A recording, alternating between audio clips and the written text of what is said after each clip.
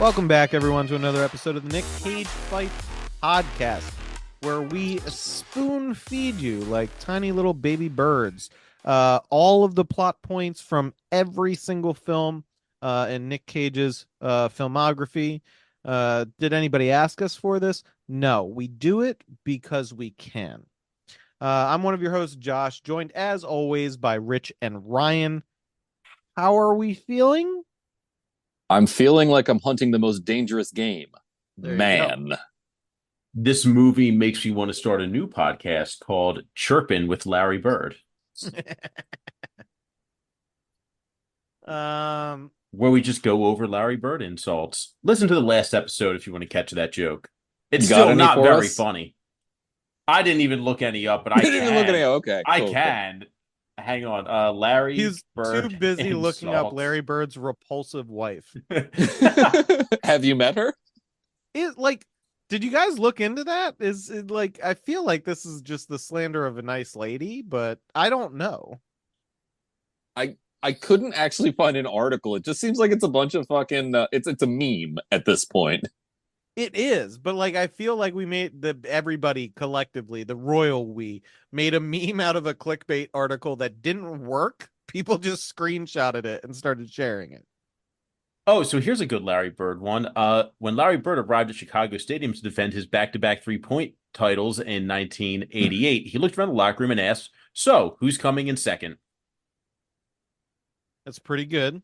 That is pretty good. When Bulls guard Craig Hodges won the 1990 three-point contest, one reporter asked him if there would be an asterisk next to his victory because he didn't go against Bird, who had won the first three contests. Hodges responded by saying he knows where to find me. That comment was then passed on to Bird, who said, "Yeah, at the end of the Bulls bench." All Yeah, I'm right. a good shit talker. Yeah. We are here to wrap up for the good of everyone. I'm really, sorry, I have one primarily more. us. I have one more. I just saw it. I was like, ooh. Lay it for down it. for us, This is Papa. this is just for the NBA fans, because I don't think either one of you know who Reggie Miller is. Not Wait, every the Reggie Miller? You don't know who Reggie Miller is. No, I don't. I fucking don't. Reggie Miller is probably the second best three-point shooter ever, behind Larry Bird. I don't know that, man. When Miller tried to get into Bird's head while he was at the free throw line, the Celtics legend glared at him and said, "Rook, I am the best fucking shooter in the league. In the league, understand? And you're in here trying to fucking tell me something?" Legendary hater. Talk that shit. Oh, and there was one time he hit a game-winning shot and then told his defender, "I didn't mean to leave 2 seconds on the clock." That's pretty good. Too. He's so That's good. solid. Fucking love Larry Bird. So I wish I'll drink I- to that. Unfortunately, Sorry. We got to talk this about is not the universe in which we can just go over Larry Bird's best burns. Bird's burns. That Birds would've been- burns. That's so good. that would've Jesus been- Christ. Yeah. Oh man, we have two solid names for a Larry Bird. No, you gotta Podcast. combine them. Chirping with Larry Bird in the burn ward. Okay. Yep. Honestly, we might have a legitimate podcast after this, just coming up with names for hypothetical podcasts. I mean, that's like the second one in 2 episodes. we could just pick a genre of podcasts and just riff on podcast names. So yeah, no, we are unfortunately here to wrap up our synopsis review of Primal, the 2019 R-rated Nicolas Cage film, which is just bad. So the way I'm hoping to structure this episode for you, dear listener, just to prepare you so you can strap in, probably starting your morning commute. I appreciate you taking us with you on this journey. I'm gonna run through plot points as quickly as I can because they're bad. And then we're gonna go on severe digressions into whatever comes to mind. Yeah, I because already that's tried. fun. And we like that more than we like this movie. So Fun is fun. fun is fun, and not fun is just terrible, especially when you're doing it on your free time. So let's jump right in. Where we last left off, we introduced the unnecessary second protagonist of Loeffler, the bizarre serial killer with a propensity for seizures and aneurysms. He has escaped from He his bit that dude's confinement. fingers straight the fuck off. I did like the finger biting scene. That So was did I. pretty It's the good. best scene in the movie. Yeah. But He should have also- left a note behind that says, ho, ho, ho, now I have a machine gun. Okay, But- yeah, absolutely. I was watching this with another dude, and he was like, "This is just Die Hard," and it is Yeah, well, kind of just a Die Hard. They This is took bad four guy Die Hard. movies. They took four movies and just like mashed them all together. Yeah. Die Hard, Jumanji, Con Air, 1,000 Men and a Baby. A Thousand Where- Men and a Baby. Yeah, Captain Phillips. kind of a Captain Phillips. Yeah, Kind of Captain Phillips. It's funny that you mentioned that because I saw recently that the dude who played like the main pirate. Wait, Captain Phillips was like the Somali. I'm the captain now. Yeah, Yeah. Tom Hanks. the dude who played Thanks, like Hanks. the main pirate, only got paid like 50 grand, 60 grand for that, and is back working a regular job now. Jesus. Yep. Oh, I thought he was like became an act. Didn't he win like an Academy Award? I don't know. I don't fucking pay attention to the Academy. Well, They're I always know, dumb as yeah. shit. You're gonna get into the Academy now. They We didn't don't wanna even do that. They didn't even fucking nominate anyone from Iron Claw this year. I'm pissed. We cannot dip into the Academy right now. We There's absolutely can. there's a whole discussion about that, which is bad. The It's entire incredibly discourse stupid. is so It's- bad. It's a discourse for half-wits. It is. Yeah. Well, what do you want? What do you want from the Academy? Yeah. Oh, I'm also incredibly fucking pissed that the TMNT movie did not get nominated, but Across the Spider-Verse, that damp fart of a film did. What? I haven't seen the Yeah. new one, but I heard the new one is not very good. It's not It's not good. as good as the original. It's and half a movie. it is half a movie, and I hate when people do that, where they just try and fucking stretch it so they can make more money instead of telling a coherent story. And the TMNT movie was fucking fantastic. Those It was. kids were phenomenal. They deserve recognition. The And- soundtrack by Trent Reznor? Holy shit. Yeah. And apparently, like, a fair amount of the dialogue was just them letting these young, very talented voice actors riff and shit in a way that was so super endearing. Watch the TMNT movie. It's the new one. That was incredibly good, yeah. fantastic. I will. I So haven't much watched fun. it, so If you like turtles and mutants, it's really good. I'm I going like my both own of those fucking Also, things. pocket. it's got my favorite version of Master Splinter in any media. And he's voiced by Jackie Chan. And it Okay. fucking rules. I'm sorry to draw it back to our last episode, but that just reminded me of. I'm pretty sure it's a Nick Mullen bit where they're he's like, all right, so like everything nowadays, like you can do a bunch of like they're still making Teenage Mutant Ninja Turtle stuff, and like you got to be really careful and sensitive. And then Master Splinter is the most racist accented character every time, and nobody says anything about it. Anyway, again, dragging us kicking and screaming back to Primal. I So don't wanna. I know, me neither. So Loeffler has escaped. And we get an aside between Frank and the owner of the ship, captain of the ship, but not the person who steers the ship. Shit, I can't find his name easily in my notes here. He's some guy. But the whole point is they don't want the mercenaries asking too many questions about the ship. And while they're in the middle of this conversation, they find just like another mercenary dude randomly who has his throat cut. The Merc crew suits up, and Freed reminds them that the government wants Loeffler alive. The whole group gets together and they realize that Loeffler. Do is they still- give a reason why they want him alive? Is it just because they No, want him it's to tied stand? into the shitty fucking side plot with Yeah. Freed that we're gonna get into that makes no fucking sense. Right. And might be I a do red remember herring that. anyway. It's It some like sucks. fucking CIA plot bullshit. It's fucking terrible. It's But so stupid. Loeffler has a radio, so their communications are compromised already. Oh, also, they can't call off the ship. He has the super radio that can contact people off the ship. They only had one of these, apparently. Only one super radio. Yeah. So, the military guys, mercenary guys want everyone to get in one place except the captain. That like everybody's gonna sit in one place. The mercenaries are gonna sweep the ship. And this is how we're gonna handle the Loeffler situation. But they immediately start making exceptions. So Frank wants to go and feed his animals, but he gets told no. Um, they explain how dangerous Loeffler is. But then they're like, oh, well, we got to eat. So a guard has to take the chef to the galley so he can make food for everybody. So now we get one non-mercenary and one mercenary splitting off from the main group. It's like a horror movie, but there's dumber reasons for them to split up. It's not even like a horror movie. It's a Scooby-Doo episode. It is. This is just Daphne and Fred going off to fuck like usual. Yeah.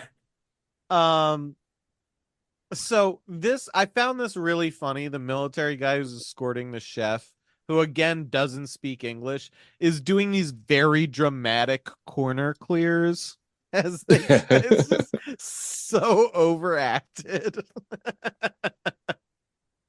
Unlike the rest of the movie, apparently. To the point where the bit is here, the chef is just like, get out of my fucking way, and like storms past him to go into the kitchen.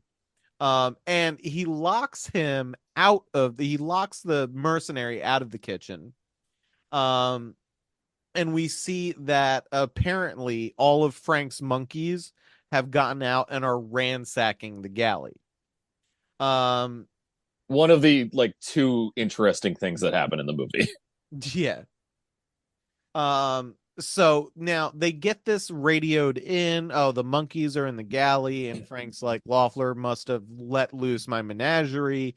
So now the head mercenary is like, okay, well, you have to go deal with your monkeys or something like that. And Frank's like, again, the mercenary is locked outside of the kitchen, the chef is inside, and Frank is over the radio, like, tell him if he sees a baby not to go near the baby. The mercenary hears this just as the chef sees a baby monkey and like goes to hit it with a frying pan or some other Looney Tunes shit, and he gets ripped to pieces by a bunch of macaques. You know what I mean? Yep. Am I the only one who didn't know how to pronounce macaque for a very long time? And then when I did notice how it is supposed to be pronounced, I was like, that can't be right. No, it absolutely cannot be right. It can't be right. No, that's right. Everybody, take a moment. This is one of those words. We don't have a lot of words where it's just like the enjoyment in just putting it out there in the world is to this level. So let's say it together. Macaque. Macaque. Yeah, there you go. Macaque. Listener, you say it with us on three. One, two, three. Macaque. Macaque. Phenomenal. So Yo, this movie fucking sucks for doing better than everything talking we can. about the actual movie. So Ringer and Walsh arrive at the galley as the chef is being murdered violently in the kitchen by these monkeys. Frank slips away while Ringer is distracted by the horror in front of him. And Loeffler comes on the radio to ask where Frank served. So this is supposed to be one of those setup knockdowns that was put together earlier in the film, and it just comes across flat, in my opinion. So essentially what's happening here is earlier in the story, we learn that Frank's father and him have a complicated relationship because Frank's father was a military man, and Frank was supposedly never interested in that. But it turns out Frank did actually serve in the military, and he was a mechanic in the Air Force. But apparently that was not enough to live up to his father's standards. So he has his whole different spin on how he presents this relationship to other people. Yeah, he's got daddy issues. Yes. So this is Frank responding to Loeffler on the radio and explaining this portion of his backstory that he lied about. Also, kind of explains why he would have recognized the last name of Dr. Taylor's father, who was a famous admiral. Is a famous admiral. I'm pretty sure he's not dead in the course of I this don't think they story. ever say, but it doesn't matter. It doesn't at all. None of this matters. Spoiler alert.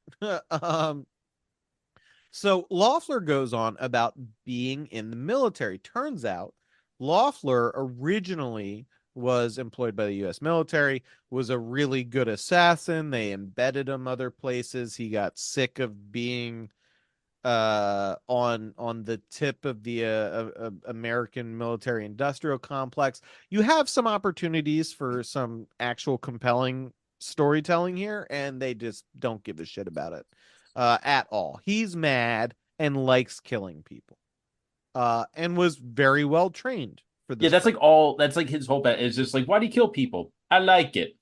I'm good at Yeah, it. no ideological reason, no like broke bad from the military story, none of that. No, he's just like a killer Doesn't people. even have an ethos, people. I like it to kill. Yeah. He like it to kill. I'm assuming he's very, Italian. He is very Italian coded. What with the biting off fingers? Italian. Well, yeah, because they didn't Uh, they didn't Italian hand hard enough. That's how you're supposed to That's do it. why you do the Italian hand like that, so you can't bite off any individual finger. Yeah, it's harder to bite off 5 fingers than one. Yeah. So primarily Loeffler's bit was he got embedded in some sort of operation where it made more sense to the military apparatchiks to cut their losses with Loeffler and allow him to get killed or whatever in the aftermath of this operation. And that's what caused Loeffler to become a psychopath. It again, none of it matters. It's weak. It's weak. The cordoning of the people who are not murderers on the ship continues to fall apart at this point in the story. More ship people have to go do ship stuff. I think that's all my notes say. I think this is where the engine folks have to go and deal with ship engine stuff. Yeah, I think it's when we get that little vignette where they're hanging out down there and the Loeffler shows up. So Loeffler picks off another mercenary as Frank goes to check on his animals. Frank sees that Loeffler let most of the animals out, including 2 very venomous snakes, that he warns his buddies in the engine room to watch out for and not go anywhere near them. If they see them, they're going to seek out hot, humid locations and sort of post up. The Jaguar is also missing at this point. Luckily, Frank had he had the foresight enough to put a tracking collar on her, and now he preps his sleeping dart pistol to go after her before she gets to the tapirs. Is that how you pronounce it? Tapers? Tapers, which are apparently her favorite food. Tapers being big snouted pig looking things. They're cool looking. I think they are okay. I thought they were marsupials. They're just general ass mammals. They look like they're Pokemon pigs, basically. They got the dick nose. Yeah.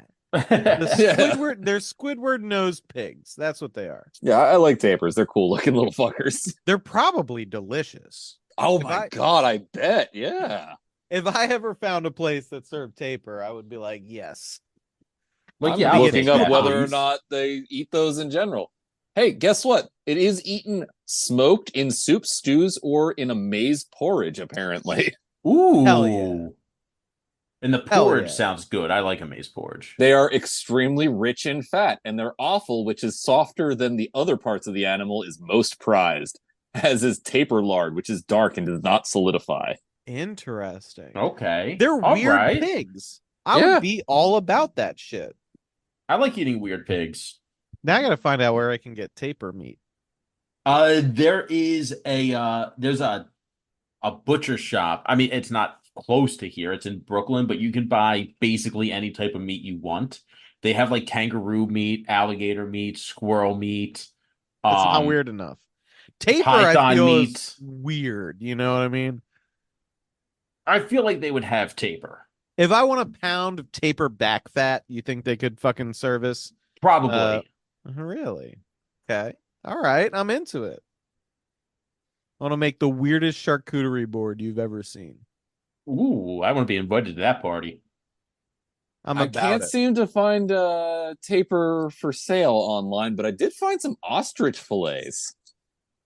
I feel like ostrich would be stringy and gamey. I want to eat their big egg though.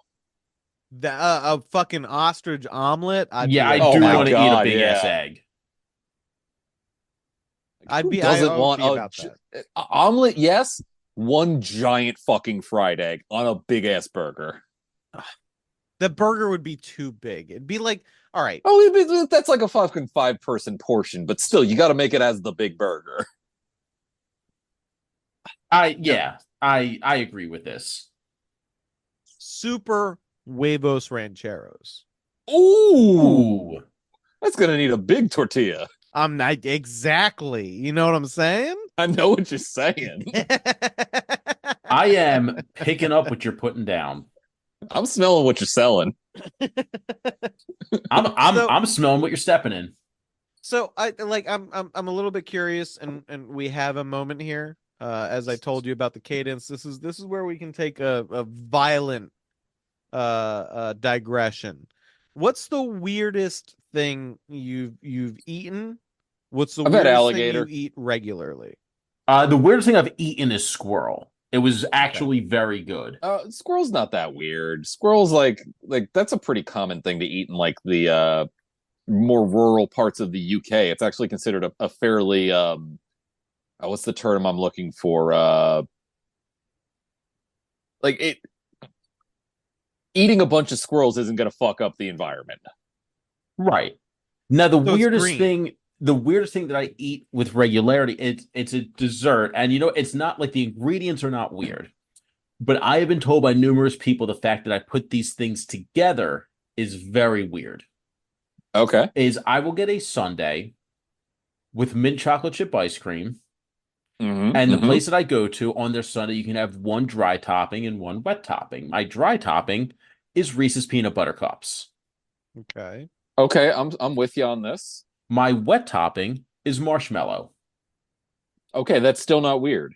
Okay, Yeah, I that's have not been weird told at by all. numerous people that like those flavor palettes they don't match. What the fuck are you doing? I emphatically disagree. So my Okay. weirdest foods are both either amphibians or reptiles. I've done rattlesnake and I've done alligator. Both of them pretty much taste like chicken, the same consistency as pork. But the weirdest thing I eat pretty consistently is actually the hamburger I make if I'm craving a burger at home. Peanut butter, pickles, bacon, hot sauce. That sounds very elvish of you. It's really fucking good.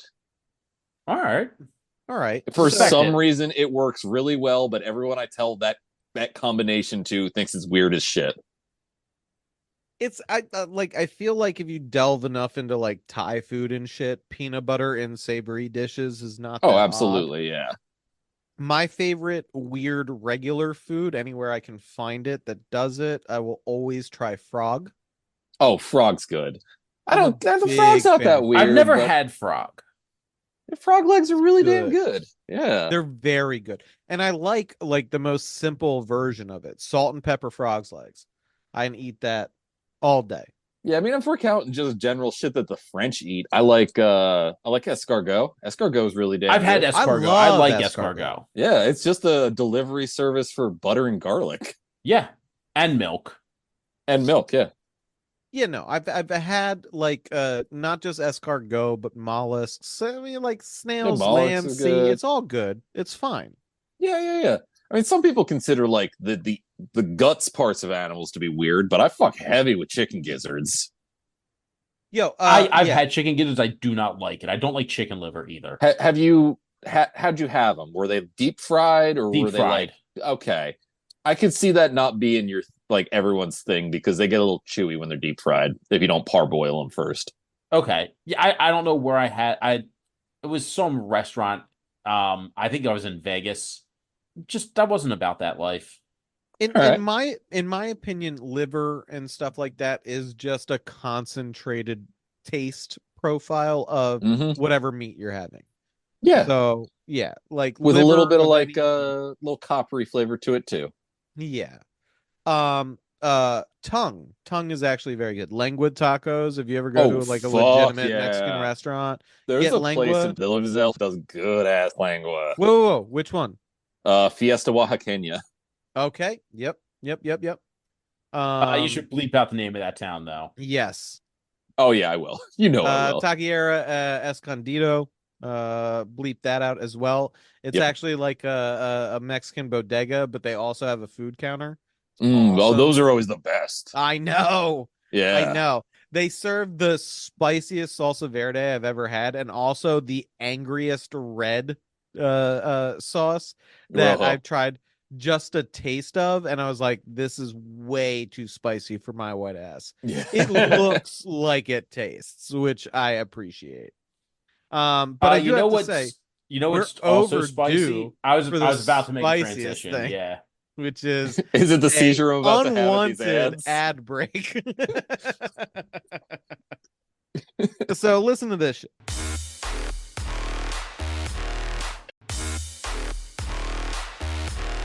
Hey, and you can not listen to this if you sign up for our Patreon, which is not patreon.com/Larry Bird. It's patreon.com/in a cage fight. Hey, would you Give us guys a eat a dollar. monkey? Yeah, I'd eat a monkey. I eat a monkey, yeah. I would eat a Okay, monkey. cool. Shit, how did we miss the bird's the word for I Larry? Oh man, that's oh another good one. That's a great one. we there was okay. We're I getting know so I've much said Patreon content out I of this. know I've said this one before, but as a Larry Bird podcast, I know why the cage birds sing was fucking rule.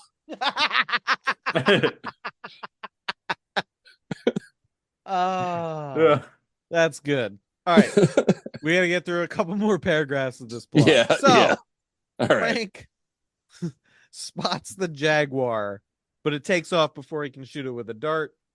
He discovers that none of the faucets on the ship work. He calls it in to the mercenary leader, Ringer, who goes to check the water pumps, presuming that's where Loeffler is because he's sabotaging it. But the sabotage is already done. Loeffler steals a U.S. Marshal's coat and hat and goes down and has a conversation with the gentleman in the engine room. Scuddy, the older dude, doesn't recognize Loeffler and has like a whole conversation with him. And we get some info about where they're going and where the backup fridge is. Um, but Loeffler leaves before the mercenaries show up, and the engine room dudes are quickly informed that that was the killer everybody's looking for. So Scuddy and the owner How of did the he ship. not? How did he not get bit by a snake when he was releasing them? No, you're It's asking fucking Plot arm doesn't matter. questions like this movie doesn't have more plot holes than Swiss cheese. So Scuddy and the captain go to the water pump room where they see the sabotage tanks, and the captain or owner or whatever, his name is Morales, by the way. This is the only point in my notes where I refer to him by name. Gets bit by one of these Bushmaster snakes. I think that's the name of them. that's a Um, dope snake name. yeah. And then Ringer shoots the snake many times. The Jaguar at this point attacks a group of military guys and claws one of the dudes in the throat really bad, who dies. Ringer and Walsh and Morales all meet back in the hold. Ringer is done trying to take Loeffler alive at this point, and Freed is given a gun to help them with the hunt because Freed apparently knows how to shoot a gun. There's some nonsensical reference to him being ROTC or some shit in high school. Jesus. It's about that good of a rationale. Um, Frank and Dr. Taylor go to get medicine from her cabin, but Frank says even with the anti-venom, Morales has a 20% chance of living. He does still eventually agree to go on this quest for medicine, despite the minimal possibility that Morales survives this snake bite. The military guys, the mercenary folks, look for Loeffler, and Dr. Taylor works on trying to save Morales, but it's pretty fucking clear he's dying. So Frank slips off again to start collecting his animals, and he starts blow darting the monkeys. So to be very clear, Frank's arsenal is varied throughout this film, but he has the sleep dart pistol and then an old school blow dart gun. He has a revolver and like a bow and arrow. And that's about it. That's what I recall from the remainder of the movie. So Frank blow darts the monkeys and starts collecting them. Loeffler snipes the dude who's actually steering the boat, as well as the dude who is guarding him, and then goes in and does some stuff with those slidey rulers that I referenced in the last episode that look really cool. Yeah. Changes course and then smashes all of the technical gear for steering the boat. I guess the wheel is just for show at that point. I'm not sure. I don't know I anything about nautical travel in the modern age. Yeah, in the same. I don't modern know. age, me, not so much. If oceans became battlefields, I would be useless, personally. Yeah, and I don't trust whatever the fuck's under that water. We haven't No, even me either. explored 90% of that shit. So Ryan has a little bit of thalassophobia. Just a little, just itty bitty. Yeah, no, I get it. Um, so Ringer is informed that they've changed course by Scuddy, who knows these engines and can hear it. You know what I mean? Scuddy is an awesome character. The And a engine great He news is name. rock. he's the best character in this movie. Yeah, agreed. Unmitigated excellence. Correct. So Scuddy also oh, I'm sorry. Ringer is also informed that one of the lifeboats has been dropped just off the edge of the boat. Um Rafi, which I believe is the name of the cabin boy. The thing about my notes is that names of characters don't kick in until a certain point, and usually I like to try and give myself pointers to remind me, but I don't always put those in. I'm pretty sure Rafi is the name of the cabin. Yeah, and every time that I hear the name Rafi, I just think of the character from the League. Really, I think of That's banana phone. ring ring ring. Ring, ring, ring, ring, ring. Banana phone. There you go. Ryan. Yeah. Do you have new trigger? I have a new trigger. It's cocaine in a man's beard. Okay. Yeah. Yeah. Yeah, Yeah. yeah, yeah. Yeah. God, watch the League. It's infinitely better than this show. Absolutely. See, Or the if league you're is only going to watch one League episode, watch the Kloonberg. The Kloonberg, or a close second, is when I think the episode is actually called When Rafi Met Randy. Okay. Yeah. Yeah. Yeah. Any Rafi episode, doesn't matter which one. I love that John Lejeune is in that. The whole cast fucks. They have the guy who lied about 9/11 in it is great. They do. They have Nick Kroll, the guy who lied about 9/11, the dude who did Creep. Creep, and Oh, Wild Country yeah. with his brother. Wild Country, one of the best limited documentary series about a cult that I've ever seen. Have you seen the documentary now episode parodying that with Luke Wilson as the Wild Country guy? No, but I Nope. have to now. You should watch all of Jesus documentary Christ. now. It's incredible. But like so the first time I saw him was like The League, so I assumed that all of his movies were funny. So I watched Creep and was Oh very, no. very not okay. Yo, I the second one is fucking actually funny though. love Creep and Creep. Both of them are funny and engaging and good fucking horror movies, and I need them to round out the trilogy so fucking badly. No, Yeah, so agreed. for the record, like I think most normal listeners know that I am not a horror person. I loved Creep. I will never watch it again. That's fair. I For you, watch it that's fair. I Like will regularly. watch like that you know again. like 15 minutes in, I'm just like, oh no, this is a horror movie, but I'm in it already. I have to finish it. Yeah, I It's do stand so by that. The fucking good. second one is way funnier, like intentionally, and a lot better. Of like, I don't know, like the first one kind of loses me a little bit towards like the 3/4 mark. What? It just it seems a little bit up its own ass, and the second one seems up its own ass intentionally.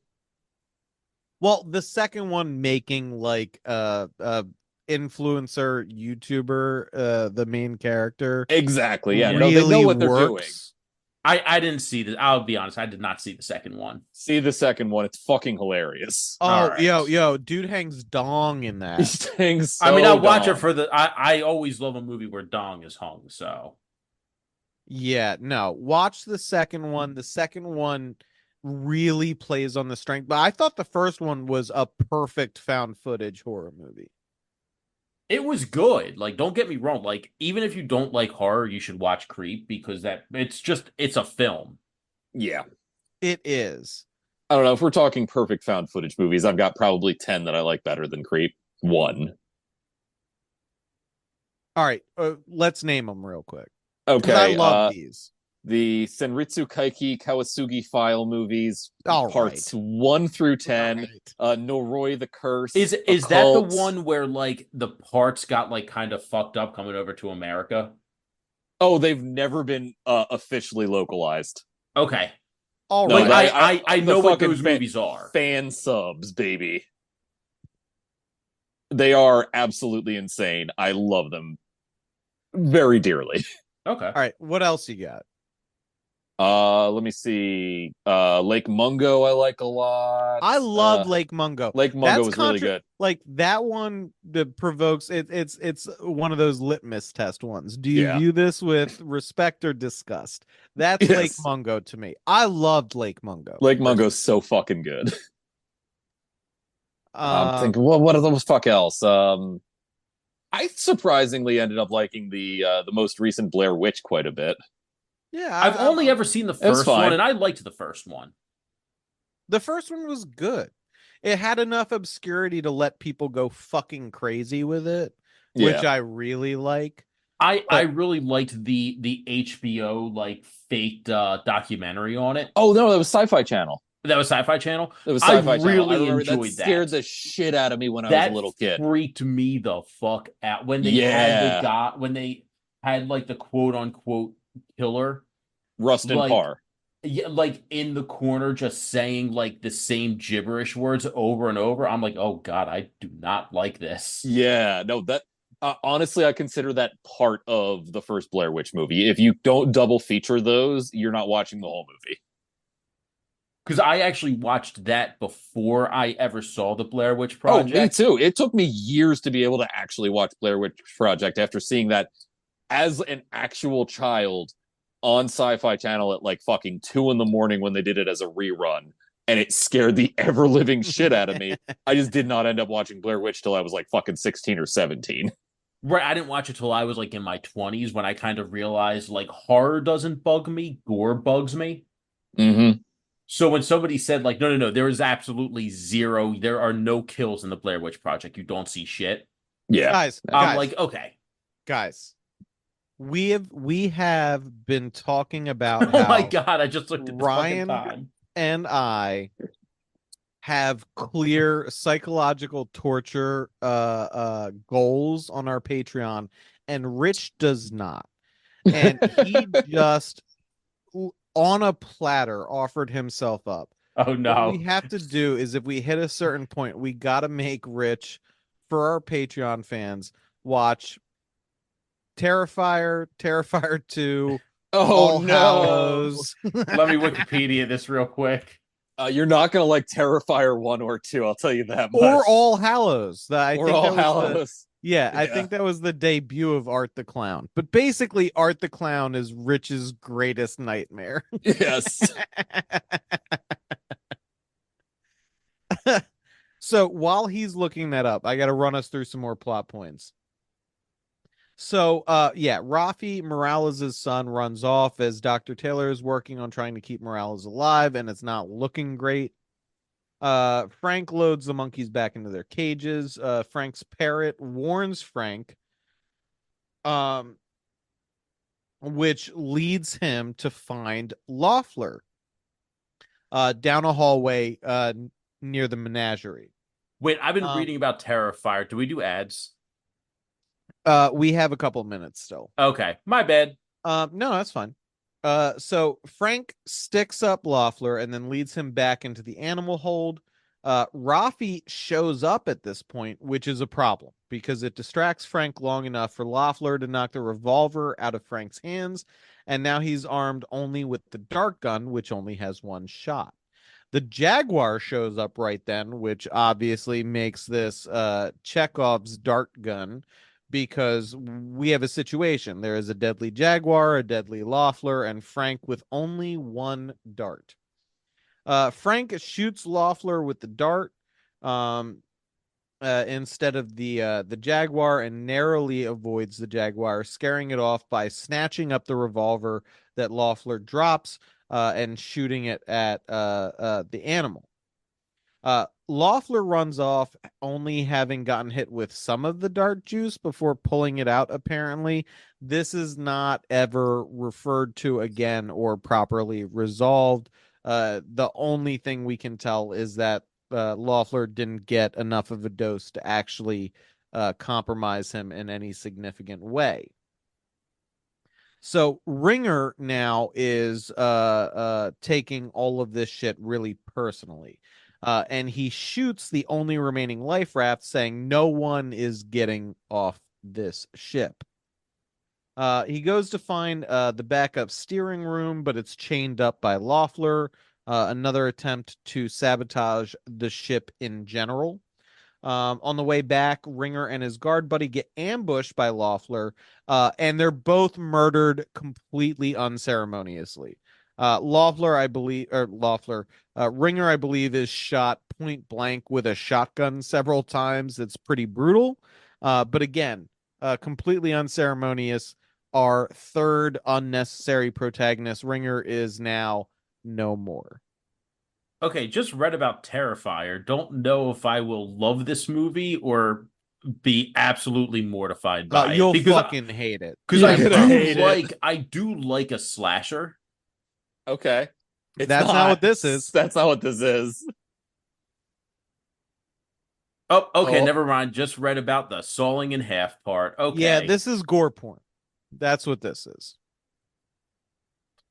Okay, listeners, please stop giving money to us. Listen to the Give us ads. money. Make listen Rich do listen this. listen to the ads, please. I promise you a full video that's just trained on Rich's face while he watches these. I'm telling you, man. oh man. It'll I be cannot wait.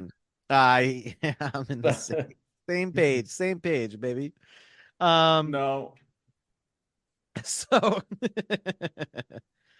so Frank and Dr. Taylor learn from Rafi there's another inflatable raft hidden on the boat. This Oh, is I thought we were actually going to ad break. I no, mean I we still got 30 should. seconds. Dude, come Okay. on. Okay. Give me a Cool, All right, cool. second. fine. Fine. So this inflatable raft that's been kept in the hold has been referenced several times in like brief shots prior to the film, but you didn't know what you were looking at. It's just like a heavy canister looking fucking thing. Um, and Frank and Jerome, who is the second half of the engine room team with Scuddy, split up to try and find the raft or Loeffler. Loeffler corners Frank to try and get the navigation chart that Frank took from him when he originally stuck him up by the menagerie. They fight, and Loeffler beats the shit out of Frank pretty handily.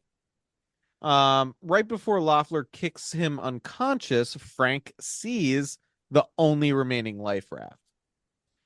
Dr. Taylor, in the meanwhile, is trying to call anyone on the radios, but only Freed and his single guard buddy are left, and they just spotted Loeffler, who is dragging an unconscious Walsh behind him. The guard mercenary takes a bead on Loeffler to kill him, but Freed shoots him dead from behind. Oh no, I'm sorry. He doesn't shoot him. He kills him with a knife. Freed tells Loeffler that he needs him alive, and Loeffler says they should talk about that.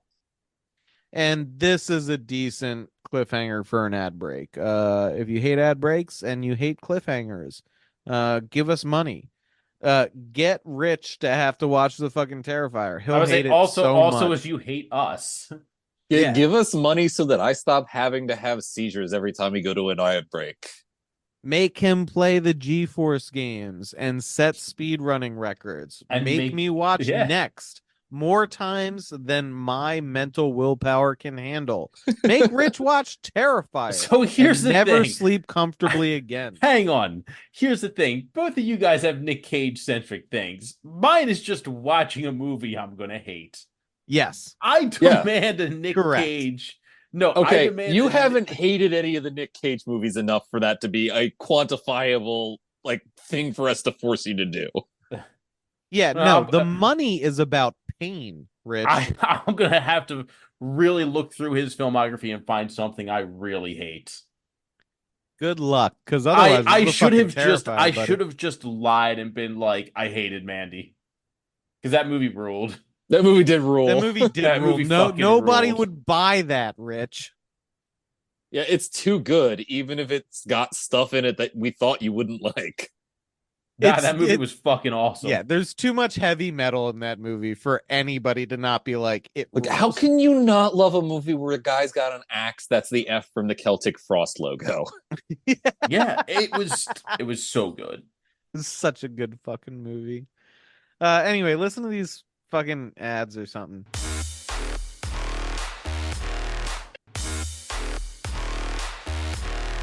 Ooh. And we're back.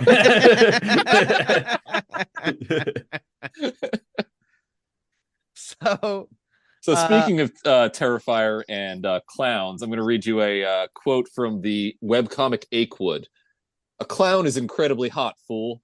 Why do you think moms always hire clowns for their kids' parties? Kids hate clowns, but moms know a clown is packing. I like that. So with no I'm gonna speed run this shit. So we talk about torturing Rich. So with no one answering the doctor, she says they need the Coast Guard, and everyone on the ship. Everybody on this ship runs from them because this ship is doing a bunch of illegal shit. This is a reference back to Frank's conversation with Morales about not wanting the mercenaries asking too many questions. So Scuddy and Jerome leave to do something that has to do with calling the Coast Guard. It's vague because this story hates you and wants you to be mad at it. I mean, that's what I assumed. Yeah. Frank wakes up tied up in the Jaguar cage where Loeffler tries to torture the location of the navigation chart out of him. Loeffler then, when this does not provoke any appropriate response from Walsh, starts shooting Frank's parrots.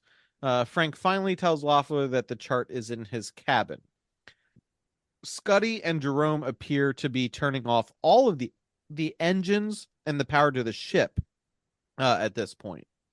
Loeffler shows up in the engine room to ask Scuddy how long it would take to get the engines back up and running, and threatens him.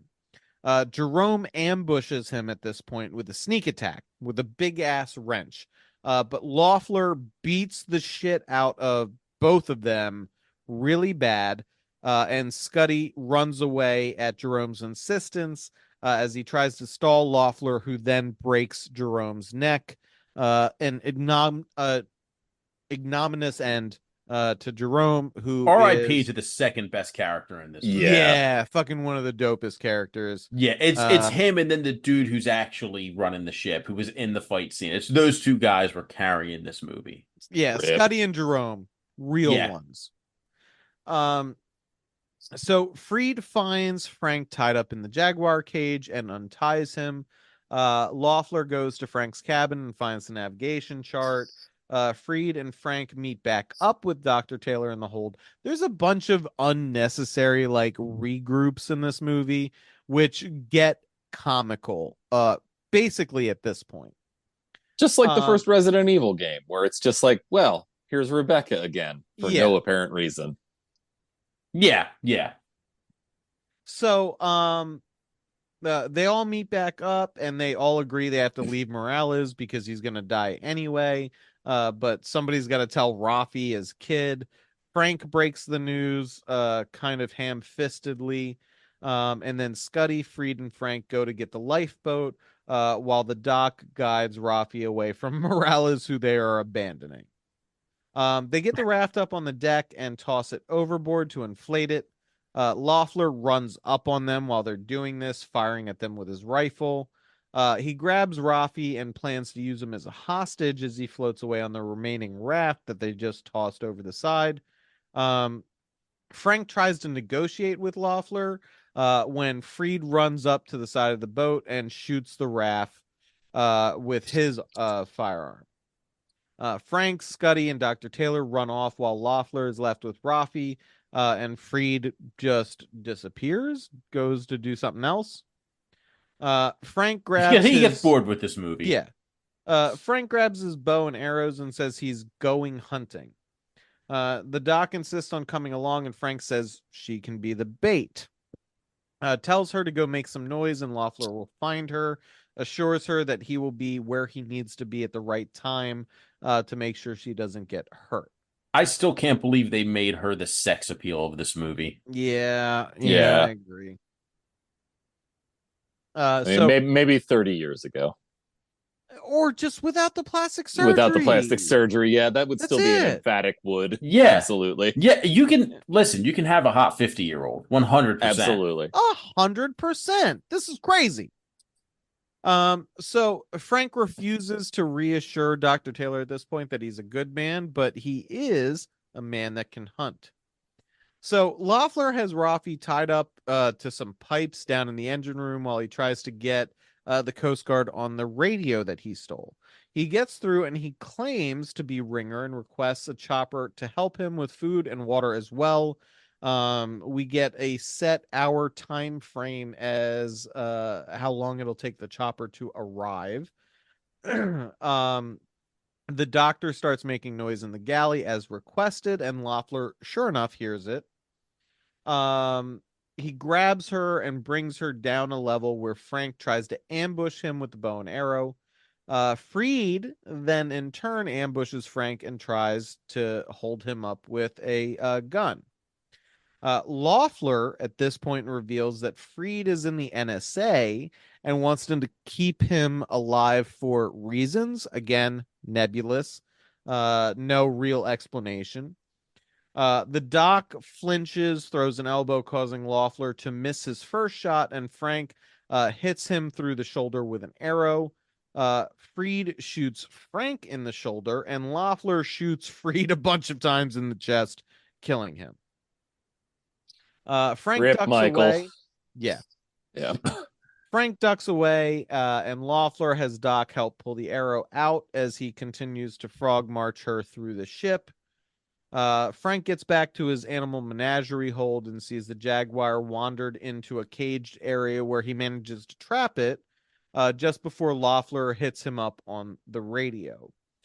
He tells him to come down to the engine room where if Frank comes down there to get killed, Loeffler will let Rafi and the doctor live. Frank instead invites him to the animal hold to get his ass kicked. Before Loeffler agrees to go and meet Frank, he unbags the remaining Bushmaster snake at Rafi and the doctor's feet.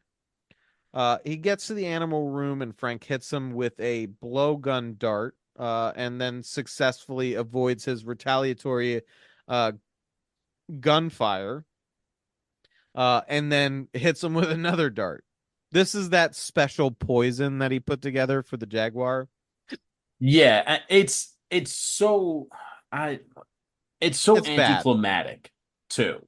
It is. Yeah. Because it's like it's already been established that it takes like 2 minutes to kind of take effect. So for 2 minutes, you have this like slow-mo fight scene almost. Yeah. Loeffler asks what was on the dart and says it doesn't seem to be working. And then Frank and Loeffler have a good old fashioned knife fight. Frank gets beat pretty bad again, but the poison does start to affect Loeffler. And he doesn't realize that Frank has just led him into an old timey rope trap, which is hilarious. Loeffler ends up hanging upside down, just like the goat at the beginning of the film. The theme is obviously what they were going for there. Frank gets to have a little monologue, telling him that he loves this poison because it leaves the victim immobile but conscious. He then lets the jaguar out of the caged in area that he locked it in. And it eats the shit out of Loeffler. Yeah, Nick Cage just So, being like, "Oh boy, do I love torturing." yeah. Yeah. So Frank ends up back in the engine room just in time to stop the snake from biting either Rafi or the doctor, and just rebags it like it's nothing. As far as anticlimactic is concerned, this is fucking ripe for that kind of criticism. Frank releases Rafi and the doctor, and then we cut to the Coast Guard showing up, and airlifting Morales, who is somehow still alive at 20%, baby. Um, the doc steps in to save Frank from getting arrested by the Coast Guard by claiming that Loeffler destroyed all of his very legitimate paperwork for all of these animals that he's trafficking, which that was the whole bit behind the fucking ship. They were illegally transporting exotic animals, and Frank was a piece of shit just trying to make as much money as he could off of them. And that's why they didn't want the mercenaries poking around. But she lies for him because he's A good guy. sexy. You gotta love. There's nothing Excuse me, sexier than a. HR. There's nothing Uh, sexier than a 57-year-old Nick Cage. yes, that's Yeah. correct. That's the premise Who of this reeks of fucking. cigars. That's the premise of this fucking podcast. Don't be too shit talky. Yeah, well, yeah, So which is essentially like you put a 50-year-old Nick Cage from Next and put him with Jessica Alba, and for some fucking reason. that made no fucking sense, and Yeah, I none stand by that. whatsoever. So Frank reveals that he's had a change of heart and is instead going to, instead of selling the white jaguar to the highest bidder, is going to send it to a breeding ranch in Kenya that won't pay him a dime. Him and the doc now seem to have a thing going on because, of course. And Frank even claims the parrot that's been following him around, the one that he refused to name. Guess what he names it? What does he name it? What does he name it? Einstein, right? Yeah, I Uh, get it. I get it from the beginning of the movie. I Would get have been it. funnier if we named it Frank Jr. That would have been funnier. But it does remind me of my favorite Einstein joke I have ever heard. Ready for Any- it? Anybody want to try and jump in with the guess? Because both of you I know have heard it. I probably have. I got nothing off the top of my I head, got though. it off the top of my head though. Yeah, same. Futurama. You can't even remember your own name, Einstein. Einstein's a hard name to remember. Yeah. uh, Yeah. Classic. And that's fucking Primal. We did it. Are you disappointed? Yes. Me too. Yeah. Well, I mean, we made it. I can't believe we had to talk about that fucking movie for this fucking long. 3 weeks. We did our best not to, and I'm proud of us. We really tried to not do this, and we got through it. Look, That is Comcast super didn't want us to do this episode. that is half of this podcast is can we tell everybody the basic plot of this story before we decide to just jump out a window instead? And let me tell you, man, if I'm gonna go out, it's not gonna be bitch made because of fucking Primal. You're gonna have to really hit me with some dog shit stuff. So I'm feeling like I can watch a movie that would kill God at this point. Rich, what do you got for us, actually? Yeah, I don't know. fucking hit me with it. Can this movie kill God? Let's take a look. This Hang one on. can't. I know. So this so one before I even do it, I'm gonna pull up the Rotten Tomatoes real quick because I just The want to see what tomatometer? Primal. I want to see what Primal was and see what this is. Hang on. Okay. All Tell me right, about that Primal. tomatometer. couldn't. Primal was a 38% and a 23% audience score. The next movie The critics are is clearly a paid off. 3% critic and a 17% audience score. Ooh, this I might didn't kill want to God. hear that. Did This not might kill want to hear God. that. And it has an entourage in it. We're watching Arsenal. Nick Cage looks like he's wearing a super bad wig. Okay, so Nick Cage looks super awesome in this. Yeah, he does. But the wig looks bad. He looks great. It's 2017. John Cusack is in it. Okay, how bad can it be? I mean, it can be 3% bad. But I mean, also, critics don't know what the fuck they're talking about. They gave Kill Chain like Man, an that 18. wig sucks. I love it. He looks so weird. He I'm kind of does. excited. It's like he's got some serious 70s porn star vibes going with that mustache wig combo. Oh yeah, it is very nice. I'm looking for red flags, and there's a lot. Yes. Christopher Coppola is in it. Now, who is Oh, he's Nick Cage's That's his brother. Yeah, it's the one that has made a couple of like bad B horror movies. Oh yeah, we talked about this guy. Yeah, because we want to watch The Creature of the Sunny Side Up Trailer Park. Yes, that's right. And there was one of another the- movie we wanted to watch too. I forget which one though.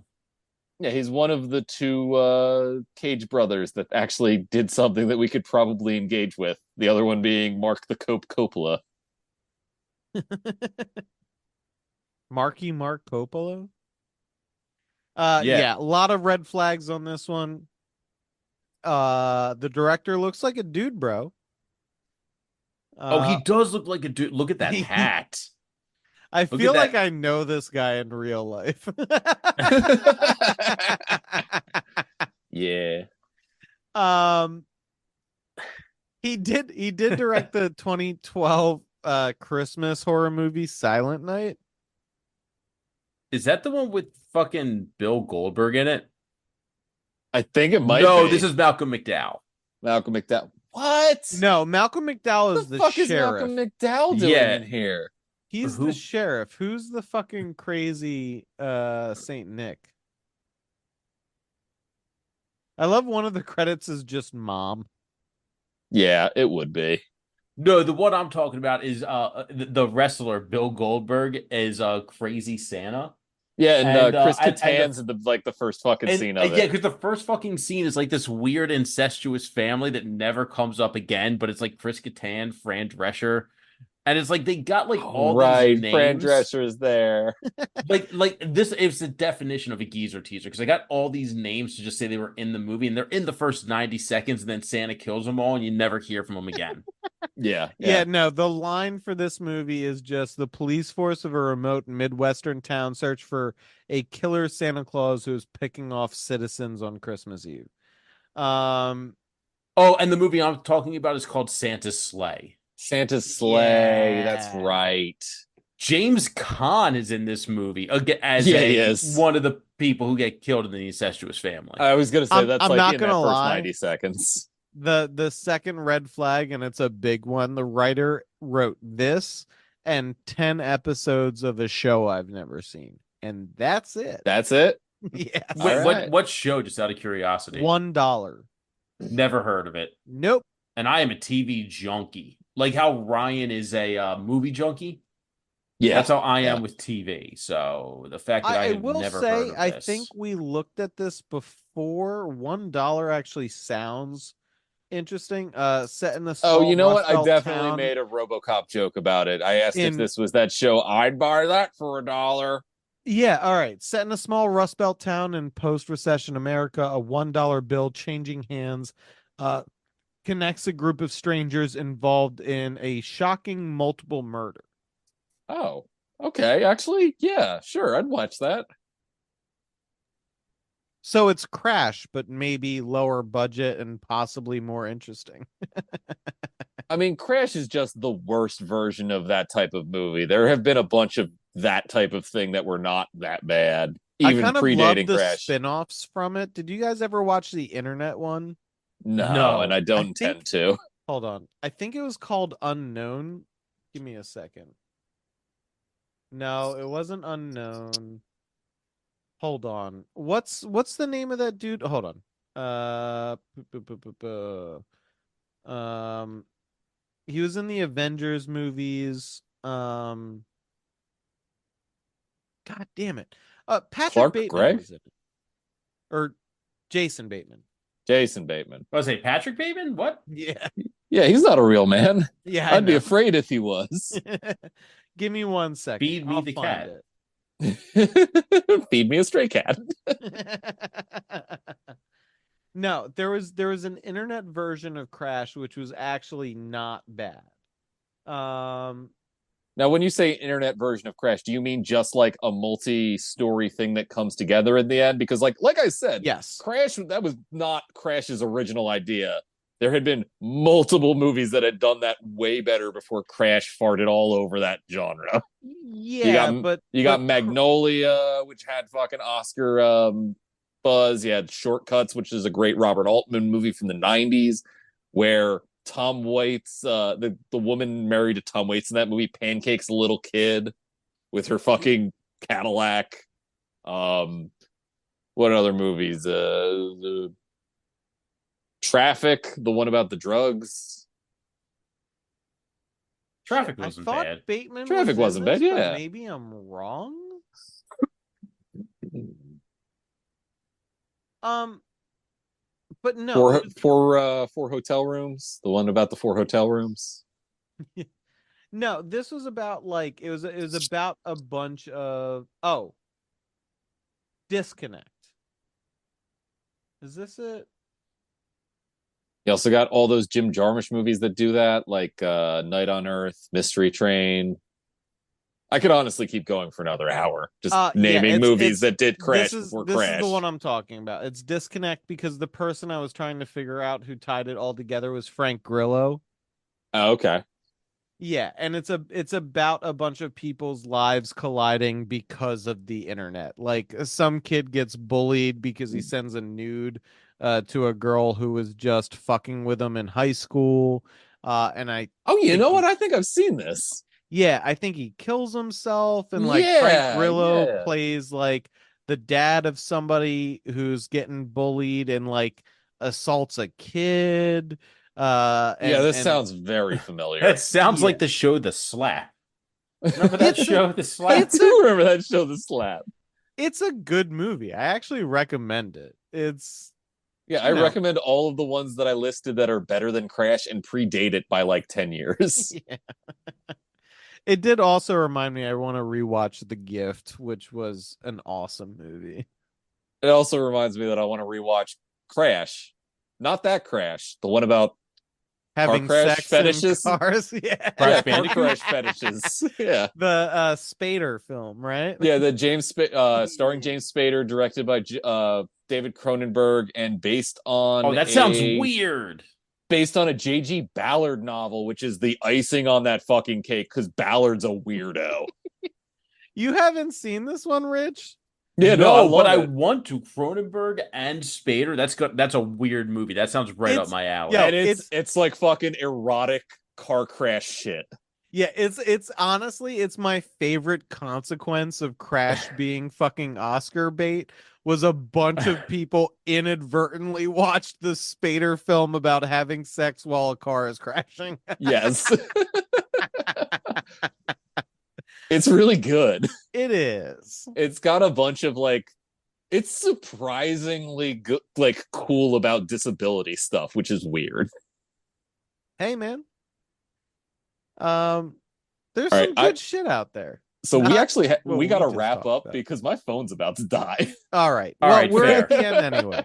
So, check out Arsenal. next time when we cover Arsenal. Not the soccer team. Yeah, not the soccer team and not the Eric Bana film. No. Definitely Uh, not the film starring that other Incredible Hulk. Yeah.